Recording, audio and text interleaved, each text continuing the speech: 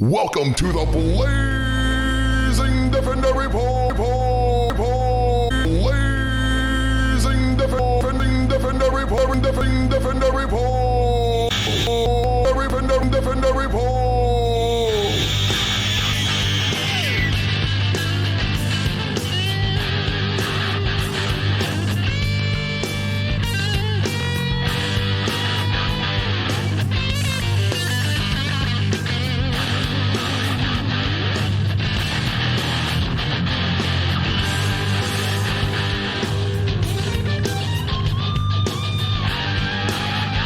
Welcome to the Blazing Defender Report. Defender Report. Blazing Defender Report.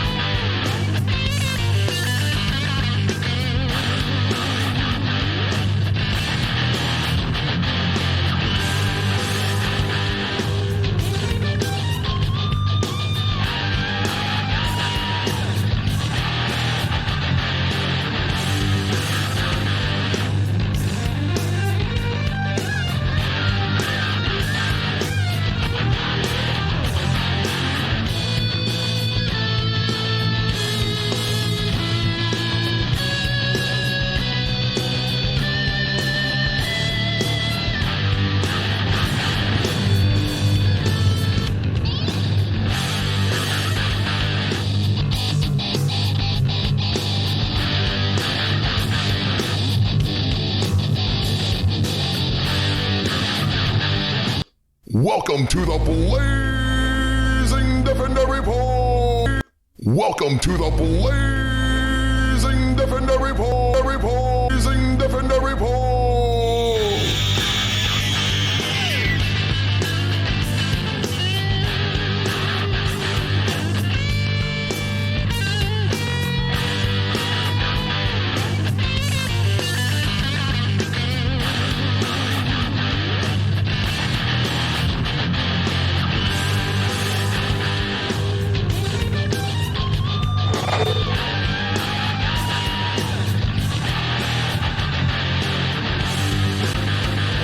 One more time. Welcome to the Blazing Defender Report.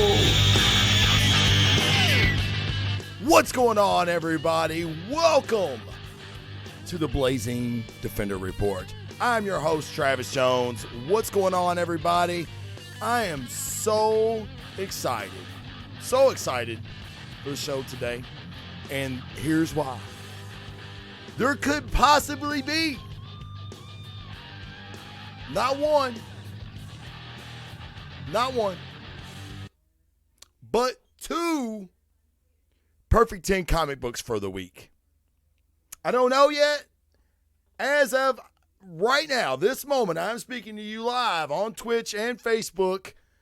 I am still considering, and I'll talk it out with you guys.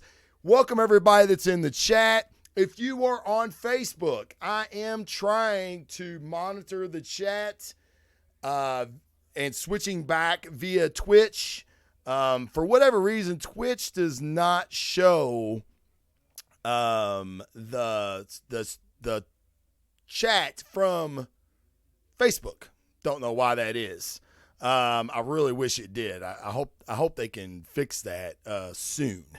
But as long as I'm sounding okay, we'll get through the show. It's a good show. I've recently watched Superman Red Son, and I've got a lot to say about it. It was extremely, extremely good. I've been wanting to see it for a long, long time, and I finally got the chance to view it. It is one of my favorite Mark Millar comics. Maybe my favorite Superman story of all time. And you know, I was really worried about him doing it justice, and I really hope that you guys think that they did. I do, just spoiler alert, I do think they did do it justice. We'll find out more as, you know, the reviews start coming out. I really haven't heard a whole lot of people viewing it yet. So I was kind of curious about that. I was curious to see what you guys think. Now, if you are viewing from Twitch, my chat is just spinning. It's trying to connect. So don't think if you are chatting that I'm not answering. It's because I just can't see it right now. I'm hoping that it works out. I'm not sure what's going on with that.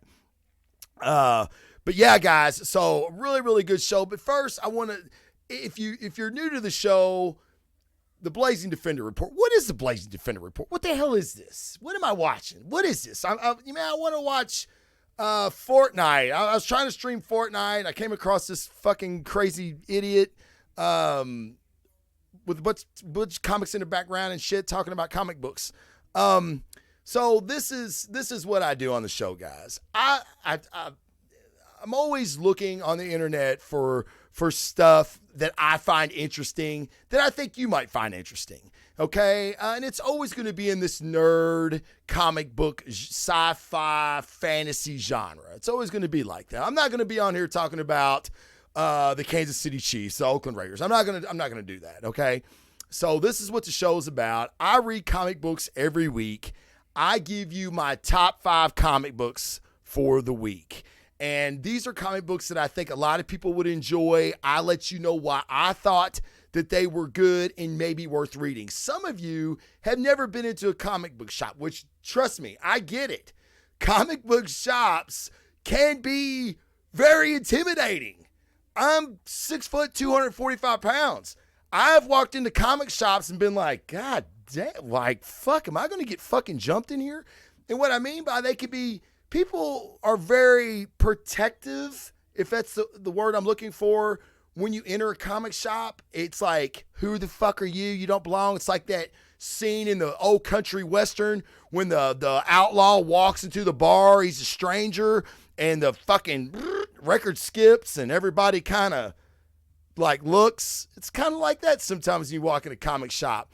Don't be that way, okay? And if you watch this show, I'm going to arm you with enough knowledge that you can walk into a comic book shop and hold your own with anybody, okay? Now, you still may get shot and beat up. I'm not saying you won't. I'm just saying that I'm trying to help you out. And in doing that, you get to learn a lot of cool shit. I'll keep you up to date on the movie stuff as it comes out. And another thing, this is what's happened in the last week. I posted something and I talked about it on the show. It was the Omega Red picture.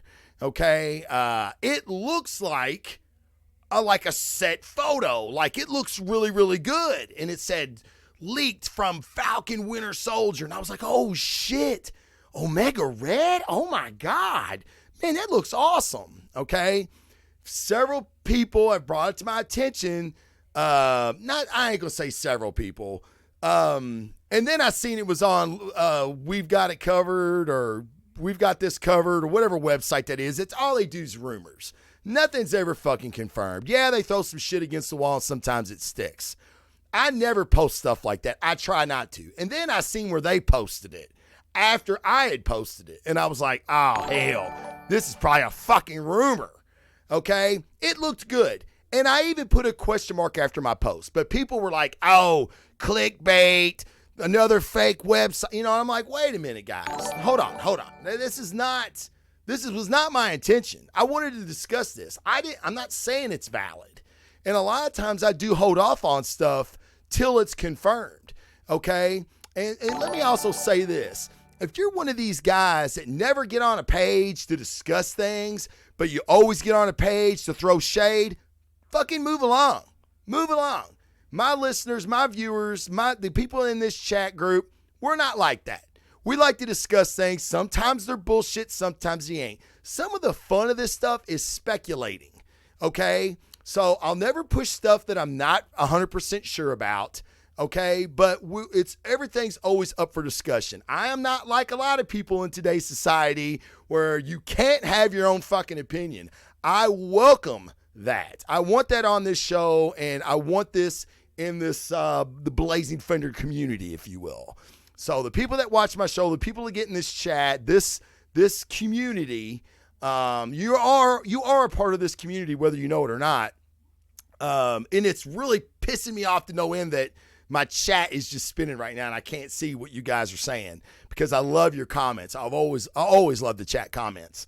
But you are a part of that, and just be positive, man. We all love this. I do this because I love it. And if you're watching, it's because maybe you love it too. Okay? So with that, man, that is what the Blazing Defender show is about, and we're going to get on with it. So one of the cool things that I found out this week that you guys probably already know that I want to bring to your attention is the Star Wars novelization came out this week, or maybe it was last week, and it has shined some light on some questions from Star Wars The Rise of Skywalker. Okay, now one of the big plot holes or questions that a lot of people had leaving this movie, and I did as well, was that Palpatine or a clone, or did he really survive the Death Star explosion or from being thrown down in the reactor? Like, what's going on? Okay. And it is made clear in the novel that when Kylo Ren first goes to Exegol, he finds a vat where Palpatine's body has been cloned, and his essence, the dark side, his spirit, whatever you want to call it, is residing in this clone, which may be another reason that we can speculate why he needed another host that was strong in the Force, because it seems like his host was not able to contain his energy because he was in bad shape. So just one of the many questions that a lot of people had, and it seems like, yes, we can finally say definite, confirmed for you fact finders out there that pick apart everything, that he was a clone, and it was not the original Palpatine. So I thought that was pretty interesting. I didn't know if you guys would fucking think it was interesting or not, but I thought it was pretty cool, and we could finally put that question to rest about the Emperor and if that truly was him or not. Okay, so a couple shows ago, I was actually supposed to do this and I didn't. And people were like, hey, what about the Netflix shows? And I was like, oh, fuck. It's right. Sorry. I got sidetracked. Yeah, so what I'm watching, okay? I get a lot of recommendations. Some are great. Some are okay. None have really sucked because, like I said, I think we all kind of like the same shit. But I've got a couple that you may not be familiar with, and I'm not even going to say they're good. I'm going to call one a guilty pleasure, and I still haven't decided why I like it yet. But just want to let you know because people ask me all the time, what do you watch and what do you recommend on Netflix? I am very excited that Altered Carbon Season 2 is dropped. So I was a huge fan of the first series. I know some of you weren't, and I know some of you read the books, and it was very different than the story in the books. Apparently, I don't know. Takashi Kovacs, I really like the guy that played him in season 1. I like that dude. He's also in a Amazon Prime series called Hannah, which he's excellent in as well. So I really like that guy. He was also in Suicide Squad as Captain Flag, maybe. I think that was who that was. Man, I really wish I could see the chat, 'cause I'm sure you all would correct me on that if I'm wrong. Which is another great thing about the chat. Okay, so Altered Carbon Season 2. Anthony Mackie is the main, is who Kovacs is, the sleeve Kovacs is in right now, if you're familiar. It is very sci-fi-ish. If you've never seen it, it has beautiful, beautiful set piece. Like, you really feel like you're immersed in a world. It's very Blade Runner-ish to me.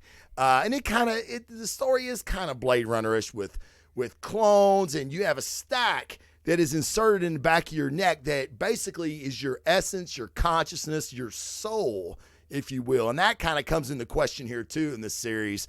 But it's inserted into basically bodies that are grown, like clones or skins.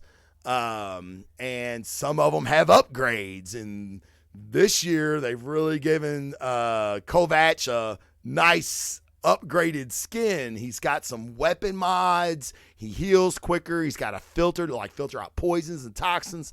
So it's really cool. I dig it. I think it's very cool. I am not done with it yet.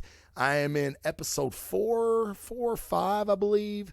So I'm getting close, but very, very good show. Highly recommend Altered Carbon if you haven't read the books. Apparently, if you read the books, you will not like the show. That's what I gather. I have not read the books, therefore I love the show. So check it out. Okay, the next one is I love zombie shit, so Black Summer. Okay, and a lot of people are going to tell you that Black Summer is a prequel to Nation Z. That is not correct. A bunch of people told me that. I ended up researching it, and the director and creator of Black Summer has said it is in no relation connected to Nation Z. So if you like Nation Z, you still might like this. Every show is a little bit different. Sometimes you got a different cast of characters. It's fucking insanity is what it is. It's like the people in the show never get a chance to catch their breath, and neither do you. And that's what I really like about it. I've turned on some people at the Firehouse to it. They really enjoyed it. They're 30-minute episodes, so it doesn't suck up a lot of time if you want to try to binge it. It is very, very, very good, and there is a season 2 coming. Okay, not for sure on the date of that, but there is a season 2 coming. So look forward to that. But Black Summer, if you like zombies, it's very, very good. I highly recommend it. Okay, and if you like zombie movies, a movie you probably haven't heard of nor seen is Train to Busan. Okay. Spangled Man. Thank you for that, whoever did that. Oh, yeah, and if you haven't hit that bell, the notification bell, please hit that. That way you'll get a notification every time I go live, or follow Blazing Defender on Twitch. That'd be fantastic. Thank you. Thank you so much, guys. I really appreciate that. I hear the bells and the Star Spangled Man going off in the background. I don't know if you can hear that or not. I hope so. Yeah, so Black Summer, really, really good. All right, Lock and Key. I am only 2 episodes into Lock and Key. Now, what I will tell you is, if you're a fan of the comic book, which I'm a huge fan of this comic, it is a little bit different than the comic book. So don't go in thinking it's going to be a true representation of the comic, because it is not, but it is still very, very good. I am only 2 episodes in. My wife is interested in it, so therefore I have to wait on her to watch it, and getting her to sit down and watch an episode is like an act of fucking Congress. So I'm a little behind on it, but it's cool because I got a lot of shit to watch right now. But Lock and Key, 2 episodes in, it's good. I'm not gonna say it's great yet, but it's pretty good, and it does have the basic theme and spirit of the comic so far. Okay. Now, my guilty pleasure. This is the one that you guys might start throwing some shit at the screen or clicking off this. Please don't. Please don't. Okay? It's a guilty pleasure. That means it's not supposed to be good, but maybe if you guys have seen it, you'll be like, oh shit, I like that too. Oh my God, he likes it too. So, all right. Maybe a little validation for both of us. All right. Daybreak. Okay, again, with the zombie theme. And they're not really zombies, okay? So let me break it down for you like this, okay? There was a nuclear war, all right? We don't know hardly anything really about what happened, what caused it.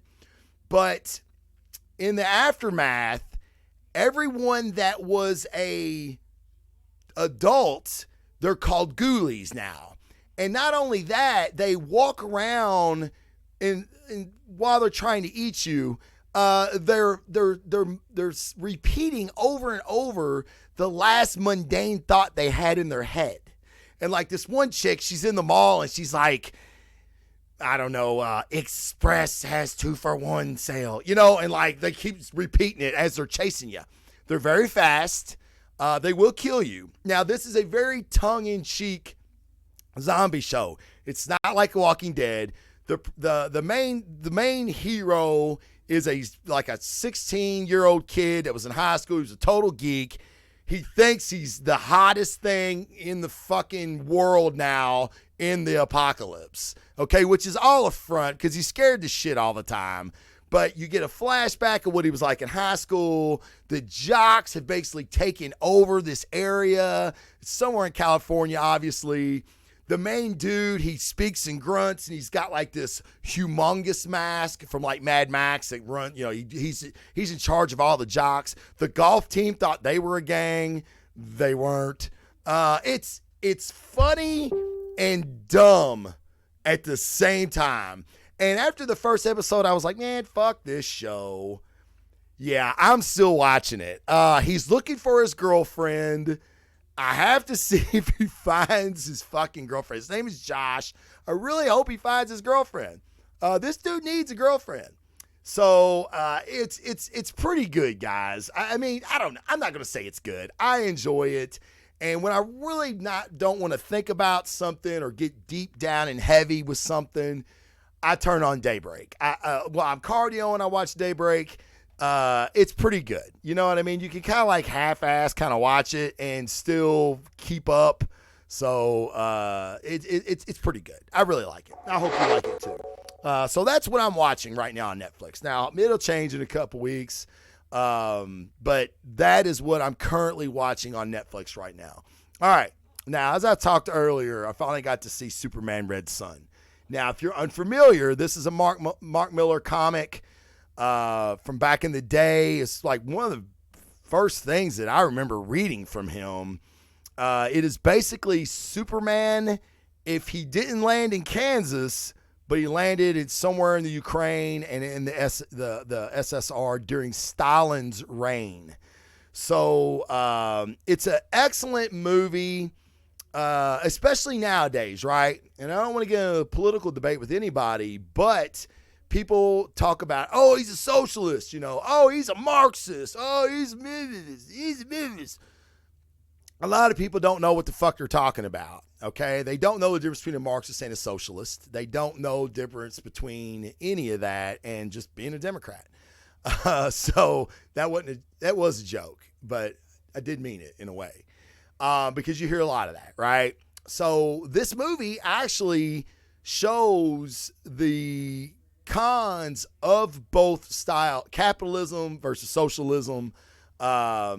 Stalin, he had, I'm doing this, we're making humanity better, and everybody's for the nation, and blah, blah, blah. And come to find out that's not how things go. There's a reality to the situation that Lois Lane, who is married to Lex Luthor, a much not such a villain Lex Luthor as we've seen in the past. He's actually a pretty good dude. He's still got a hard on for Superman. He ends up becoming the president of the United States. Superman ends up running the SSR. And there's Brainiac and Batman. Now, both the Superman and Batman are highly violent. They kill a lot of people.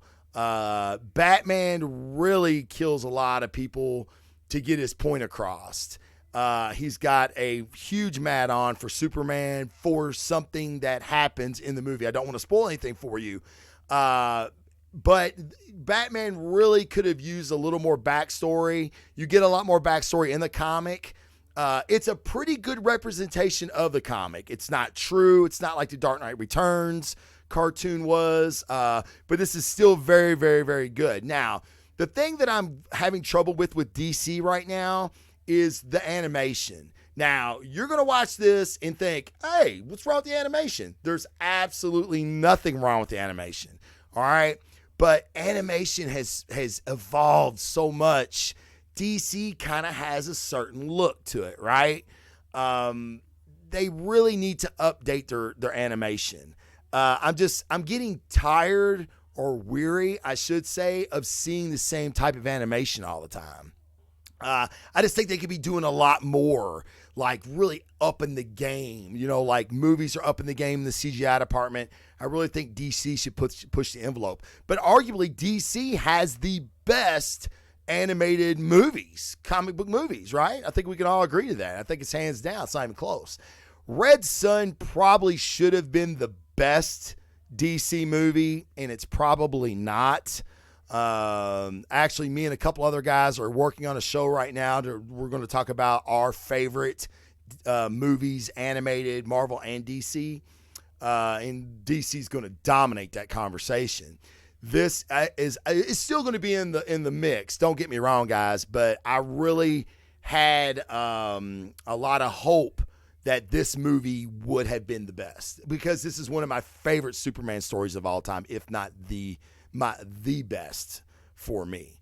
The ending was a little rushed, but it's still very, very, very good. Just if you're a fan of the comic, you're definitely going to want to see. You're definitely going to want to see this movie. Okay, the voice acting is phenomenal. The action scenes are great. It's a very, very different take on Superman and Batman. Okay, it's a very popular take. Also, like this Superman Red Son #1 is going for about $30-$40 right now. If you can find a mint condition copy, you're going to pay about $40-$50. So pretty expensive as far as that goes. But yeah, it's still a great movie. Go see it, guys. I give it a 7. I haven't seen a lot of reviews on it, but I'll give it a 7. I liked it. I liked it a lot. The beginning of it I truly loved. Then it kind of hit a lull. And like I said, the abruptness of Batman's character without a little more backstory, it's just kind of like, boom, he pops on the scene and shit goes nuts. And, it helps with the pacing, but it doesn't help with the character development at all. But check it out. Make up your own mind. Let me know what you think about Superman Red Son. Thought it was really good. All right, guys, we're going to get to the comics, because like I previewed, we could potentially be seeing 2 perfect 10s today. Potentially, I say. It's going to be close. All right, here we go. We're going to get started. Number 5. Okay. Number 5 is something that I've been waiting to see, and it was totally different than what I thought we were going to get. Okay, so at number 5 this week, we've got Falcon and the Winter Soldier. Now, this is a book that I end up getting because I had heard they were introducing a new villain. Okay, what is his damn name again? I'm going to tell you. The Natural. The Natural. Yes, now that I think about it, it's perfect. Okay, so I ended up picking this book up. I thought it was going to be like, oh, we've got a show coming up, so we're going to get everybody ready for the show. No, this is not MCU Bucky Barnes and Falcon. This is comic book Winter Soldier and Falcon. Okay, so actually Bucky is working for the government. He's on basically a work release program. They're not convicting him for all the crimes that he did as Winter Soldier as long as he does the government's bidding, which is pretty shitty. Okay, Falcon ends up trying to help a friend, finds out there's a group that probably needs to be stopped. Him and Bucky ended up like kind of coming together at the same place.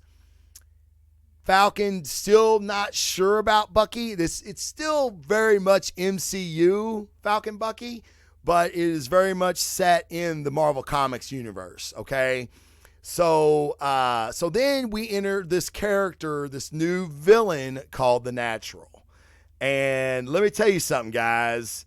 He is not anybody to be fucked with. Okay, so here's the interiors. I didn't tell you who it was written by. It's Derek Landy and Federico Finicini.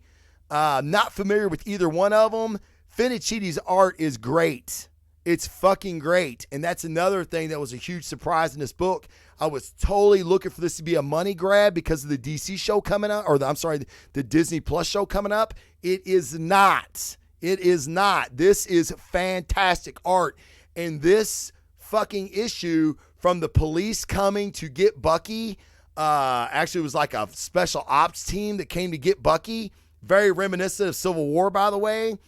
Now we've got this knockdown slobber knocker with the natural Falcon and Bucky.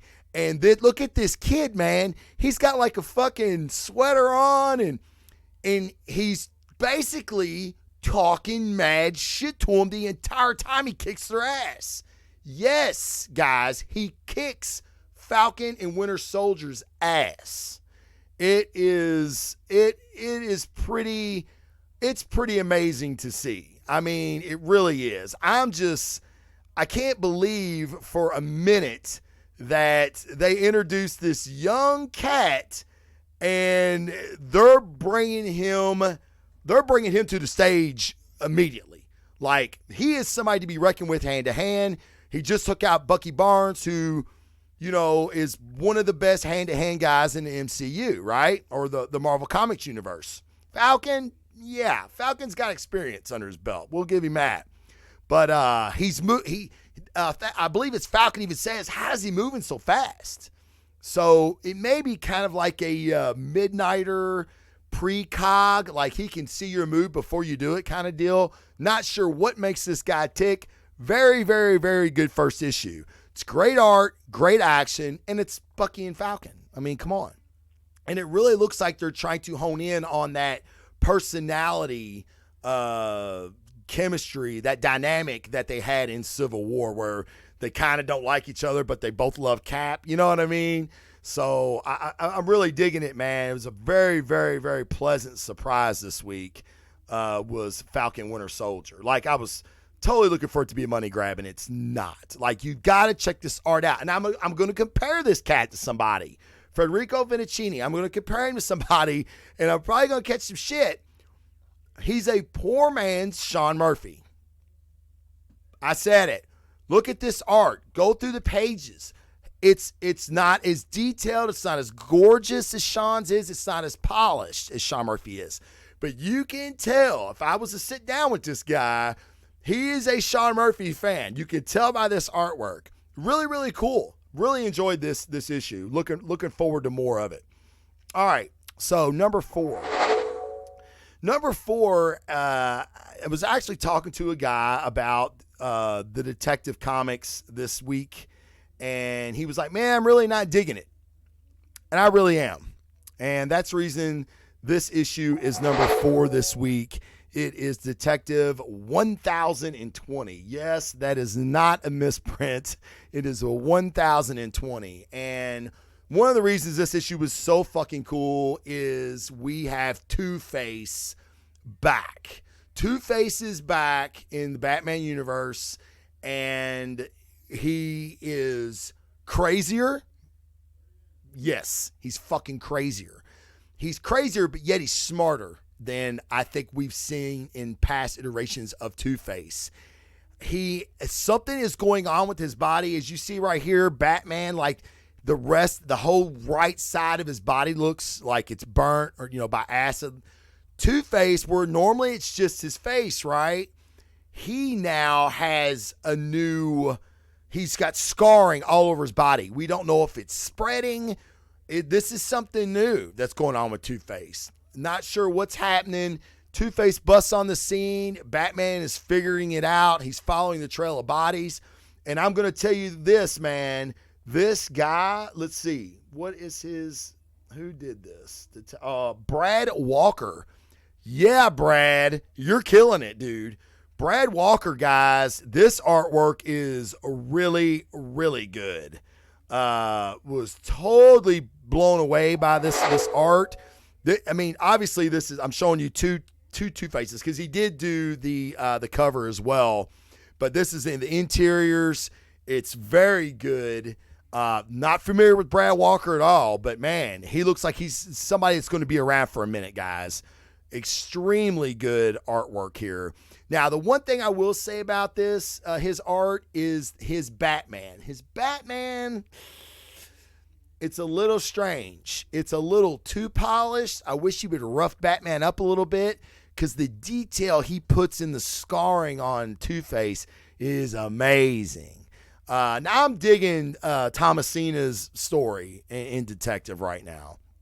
So that is number 4, and this is a new story arc for Detective.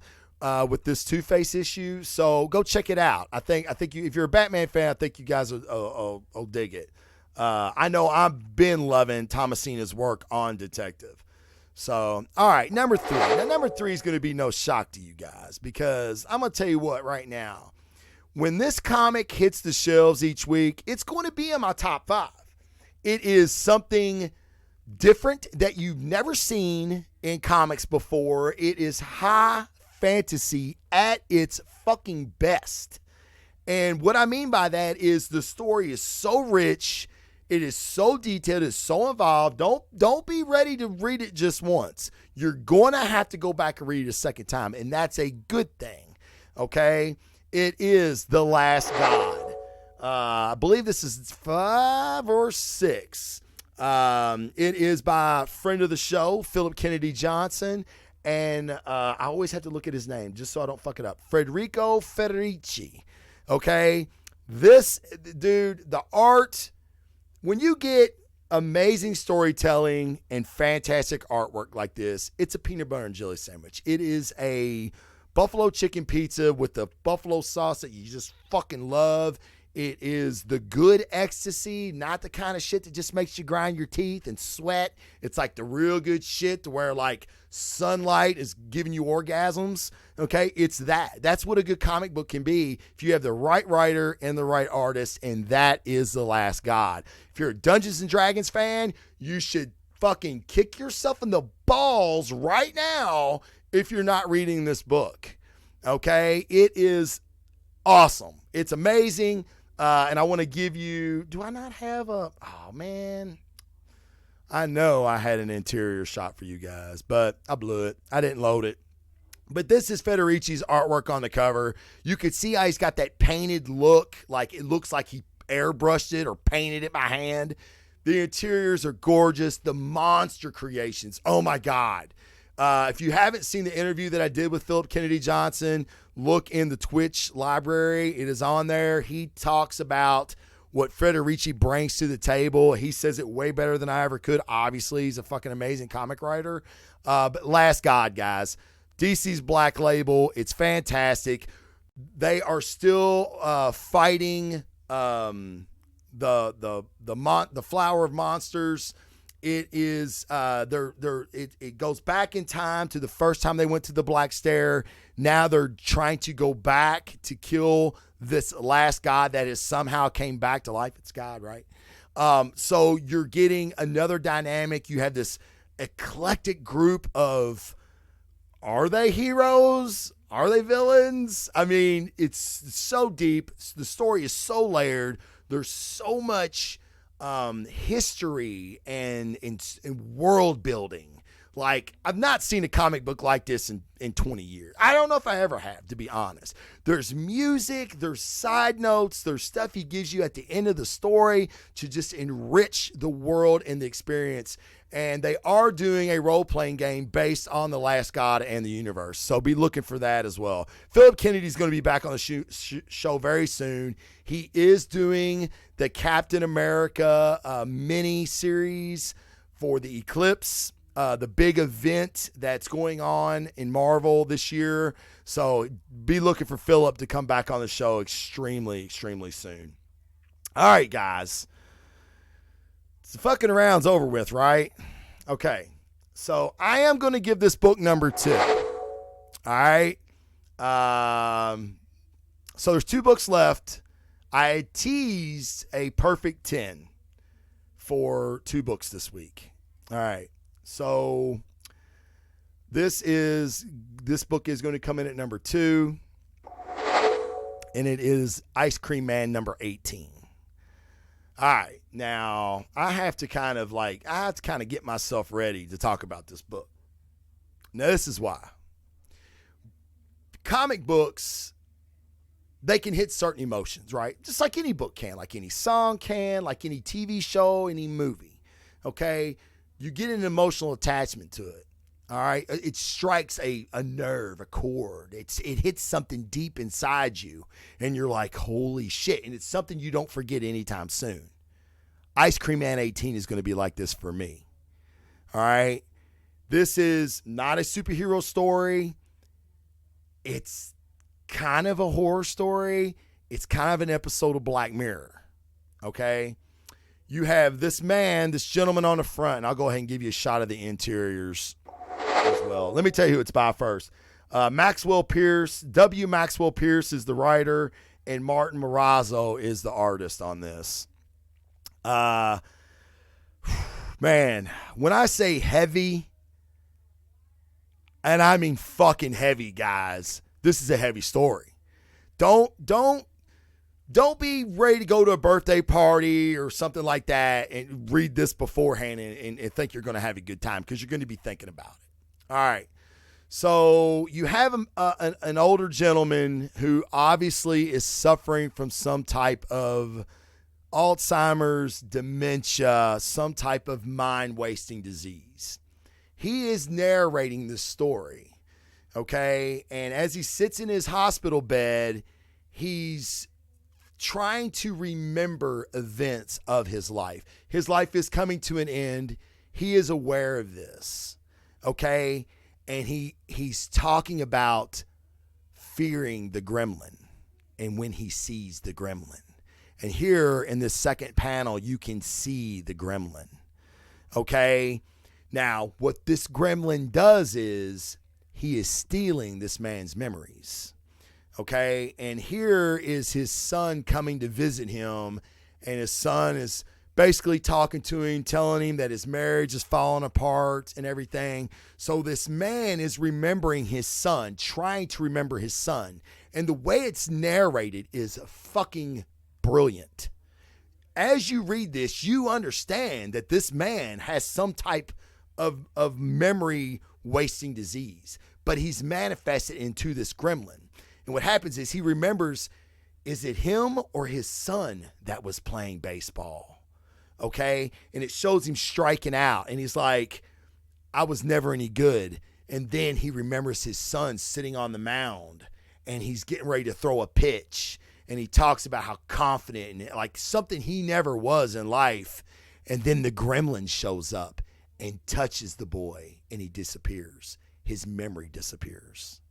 Okay? They're talking about his mother, and the man automatically thinks back to one of his favorite memories of all time of him and his wife dating. And as they're playing and like fighting around, he goes to chase after her. And then the gremlin comes out of nowhere, and the man begs, please don't touch my wife. This is my favorite memory. Don't take this from me. The gremlin touches his wife, and the memory's gone. Okay? So as the story progresses, the man is just degrading into nothing. Everything that's made this man alive and human, it's going away. The gremlin's stealing it all from him. Okay? And then there's a scene or a page where it's seen, because I can see this so vividly in my mind. It's written so well that he's seeing that he wasn't a good father to his son and daughter. And it shows his wife leaving him. And at the end, she says, I hope you're happy. And he's sitting there with the beer in his hand, and he thinks, I don't know if I've ever been happy. He can't remember being happy. The gremlin has stolen everything from him. Okay? Now, as heavy as this is, the daughter does come in and talk about how the in vitro worked. I know you said it was a bad move, Dad, but the in vitro took. I'm ready to be a parent. I'm ready to do a better job than you and Mom did. Okay, she's telling him this, all right, like as he's laying in bed. He doesn't speak. He can't speak anymore. Okay, he's lost that ability. He's just in his mind where the gremlin is stealing memories.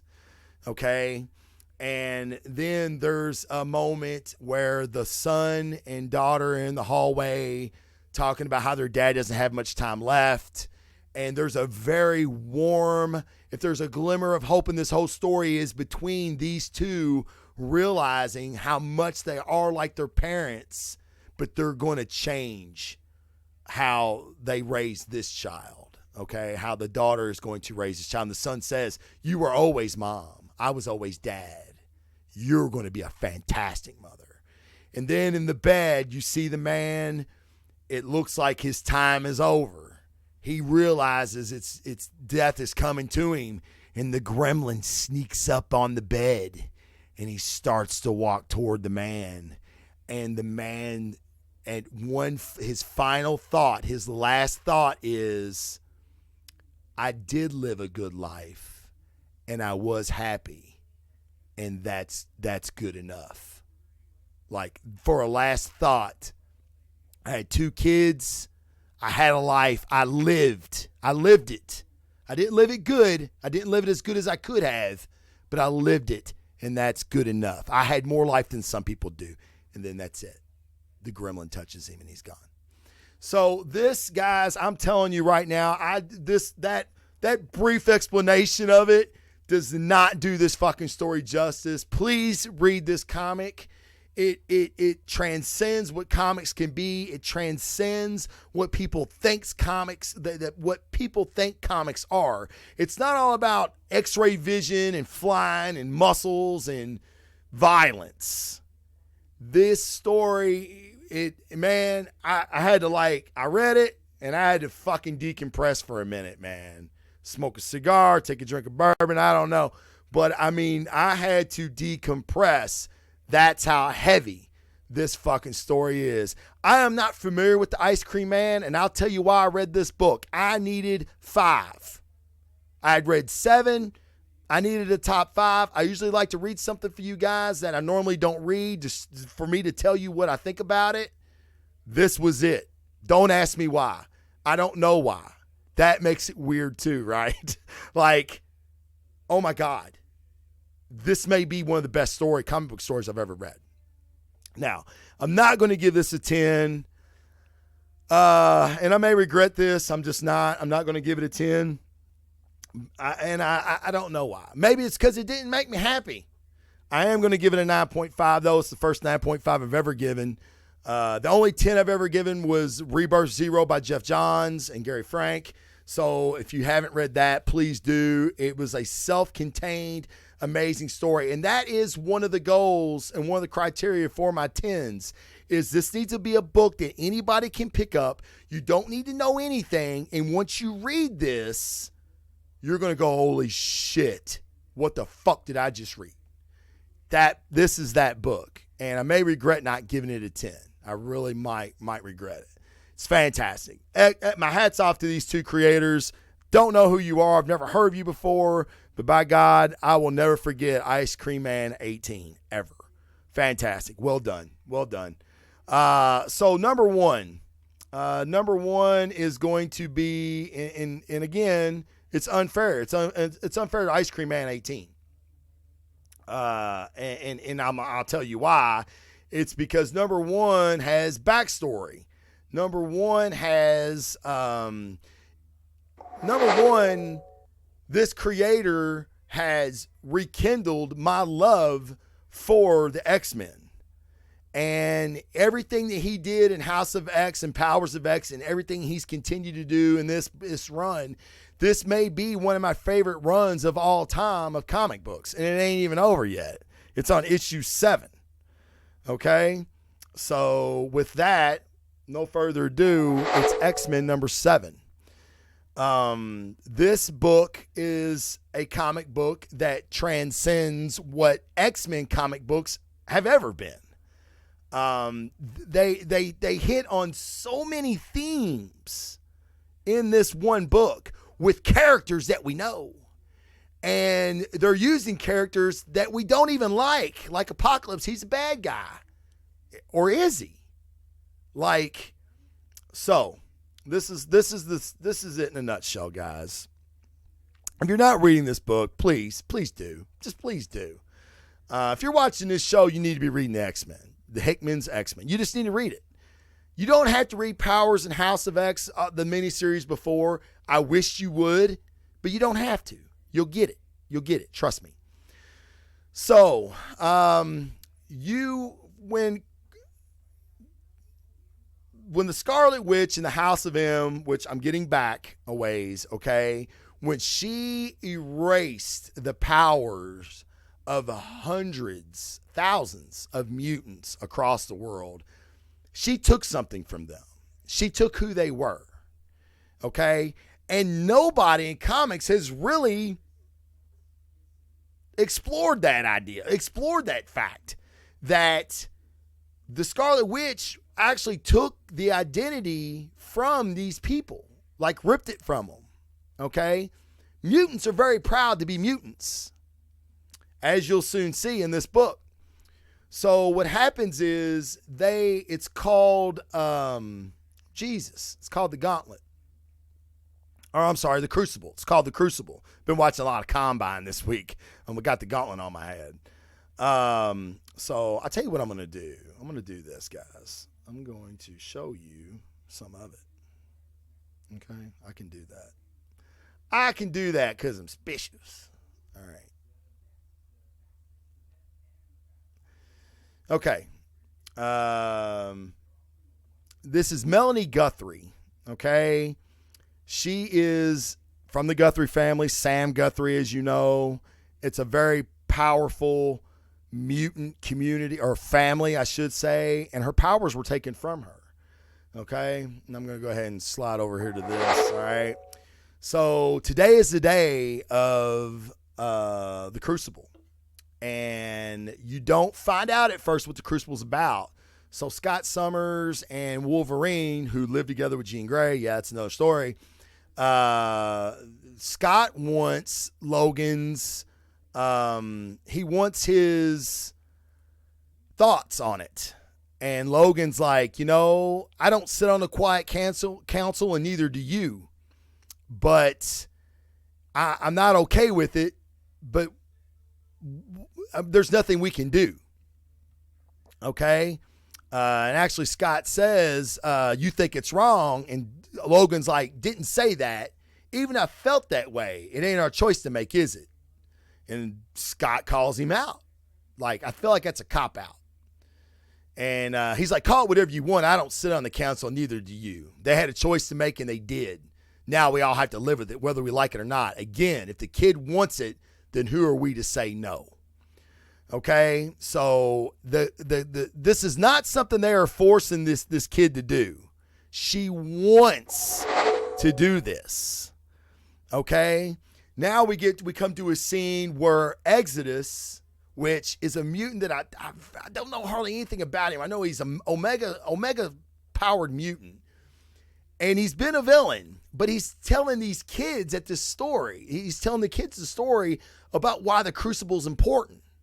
Now, we don't even know what the Crucible is yet, guys. As you're reading, a lot of people are having some very, very, very, very strong thoughts.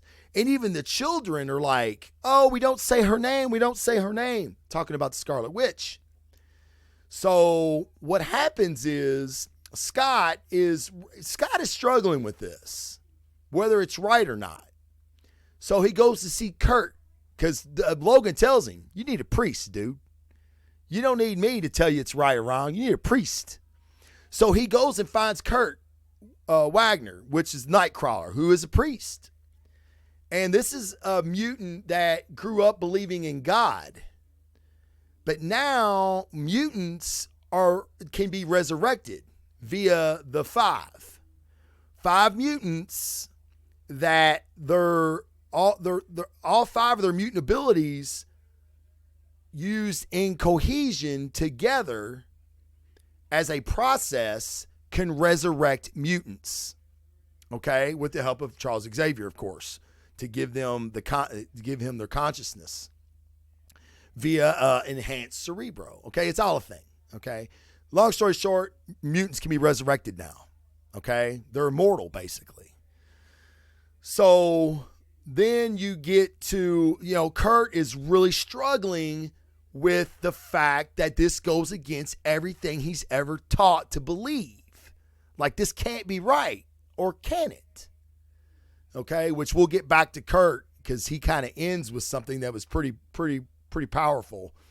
But so then you get to Apocalypse is the head of this crucible. And the girl, Paige Guthrie, Melanie Guthrie, is sitting there, and he's like, hey, if you want to live your life out as a human, it's fine. You can do that. It's a life. You know, Apocalypse gives a shit about human beings. Okay, and this is the scene here. You see this big-ass sword. Everybody's there watching. Everybody's there. And she's like, no, this is what I want. And he's like, basically, with Krakoa and mutant sovereignty now, you have to want this. You have to. This is not something that I can just bestow on you. I can give you. The Scarlet Witch robbed you. But everybody on Krakoa has a part. Everybody has a part to play. Whether you defend it, whether you nurture it, but we all protect it. Okay? Being a mutant is a privilege and an honor, and you're still going to have to earn that. And basically, she has to earn it by fighting Apocalypse. I'm going to show you some of it. And let me say this. Lentil Yu, I've never been a fan of his artwork, but he has become so polished. He's not as wild and as abstract as he used to be. I'm really, really loving what he's doing here. And there's also a panel where Apocalypse asks her name, and she says Arrow. He says, no, Arrow's a mutant name. I see no mutant in front of me. Perhaps you were born a mutant, but the humans stole that from you. And now, in all ways that matter, you are as they are, aren't you? And she said, yes. And he's like, tell me your name. She's like, Melanie Guthrie. He's like, Guthrie, a powerful mutant family, a great name. What a disappointment you must be. And then with that, Sam Cannonball, right, from New Mutants, is like, that's it. I'm going to knock his head off. And Melanie Guthrie's like, no, wait. This is what she wants. Like, this isn't something that you can do. She has to do it. So, and then Apocalypse tells her, look closely. There are people willing to fight to the very last one to preserve our way of life, to fight and die for one another. This is why we do not accept those like you simply killing yourself to be reborn as something better. That's a surrender. And those days are beyond our people. Do you understand? And she's like, I do. He said, then pick up your sword. So here we go. This is the fight between them. Oops. Let me back that down just a little bit so you can see it, guys. But this is the fight between them here. You've got Arrow or Melanie Guthrie fighting Apocalypse. Now, we all know how this is going to go down. Okay? Apocalypse is going to win. And so Cyclops and Kurt are watching this and they're still talking. And Kurt is wondering if they're not changing every time they're resurrected, because Kurt and Cyclops were just resurrected. Okay? And they have questions. And he goes, think about it. Morality. If one cannot die, if one is immortal, then what is the lure of eternity? Why seek heaven if we can, for all time, do God's work here in the living world? Is our true cross now the burden of creating a heaven on earth? Such questions I could continue today, but consider the small cracks already splintering through the foundation of the society we're building. Okay? So, and here you see basically Apocalypse is, he's taking it out on her. Like, not really taking it out on her, but he's ending this. And then this is where he says, you can live like a human. It's an existence of sort. There's nothing wrong with it.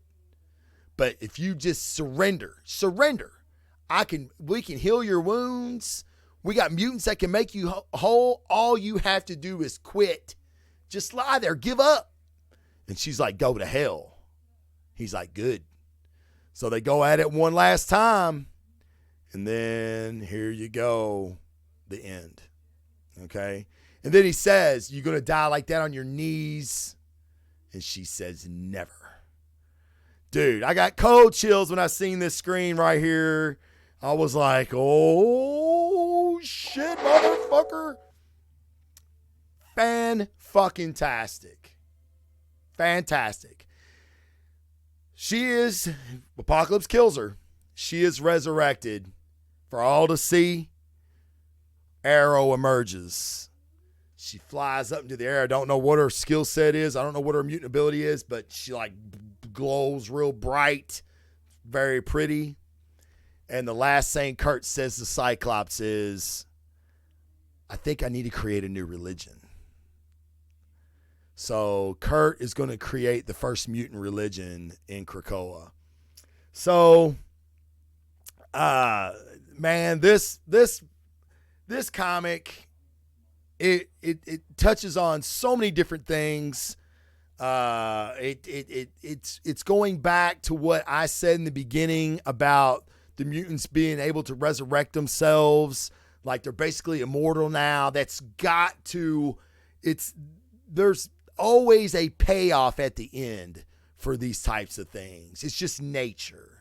And I think with them introducing this Crucible, it is another layer to just what Hickman is doing with the X-Men. It's this issue is fucking fantastic. It's gorgeous. There's action, and the theme of humanity. Is this right? Is it wrong? But wait, wasn't they done wrong when Scarlet Witch took their ability away? I mean, there's so many questions, moral, spiritual, morality. It covers the whole gamut. I'm going to give this a 9, or I'm going to give this a 10. This to me is a perfect comic.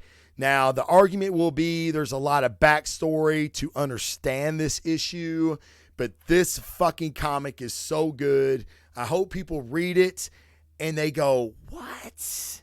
What is going on? I have to know more." And I think this comic will do that. It's not as self-contained. I was like, if someone would give this a 9 or 9.5, I've got no issue with that at all. But man, I read this comic and thought about it and thought about it and thought about it and how many layers there is to this about good and evil. We're seeing characters like Apocalypse. Like Apocalypse is becoming this messiah, this Masonic figure to the mutants. And it's like, dude, I was for sure he would bring this place down. And then you got Kurt questioning his spirituality. You got Logan who doesn't like it, but Logan is buying in, and we never thought we would see Logan buy into anything, right? Now, he's always been a staunch mutant supporter. He's always been proud to be a mutant, but there's things that he's turning a blind eye to. Now, a lot of this stuff, if you're reading X-Force and whatnot, you're going to, the wheels are going to come off this. The wheels they're already planting the seeds, man. The wheels are going to come off. But issues like this, I think we're always going to reference, like, ooh, the Crucible. Remember that issue. Remember, blah, blah, blah. So fantastic comics, guys. Like, I was thoroughly blown away this week by the comics. They were really, really, really good. Please give Ice Cream Man number 18 a read. It was amazing. I gave it a 9.5, first 9.5 I've ever given. And the second 10 I've ever given is X-Men. So please give that a read, guys. That's all I got. And I really apologize, man, for the chat not being what it should have been, because I can't see it. I don't know what's going on. I don't know if it's a Streamlabs thing. I don't know if it's a Twitch thing. I apologize. I'm still working it out, guys, for you guys that are on Facebook, to be able to see your chat as well. I hate leaving you guys out of the conversation. I hope you're chatting amongst each other. If you're not listening to me on iTunes or Anchor, please do. You can always go back and check. But the show is right here. Like the live chat, that's the reason I'm so bummed out that the chat's not working for me tonight. And I didn't want to start the show over and everything else, blah, blah, blah.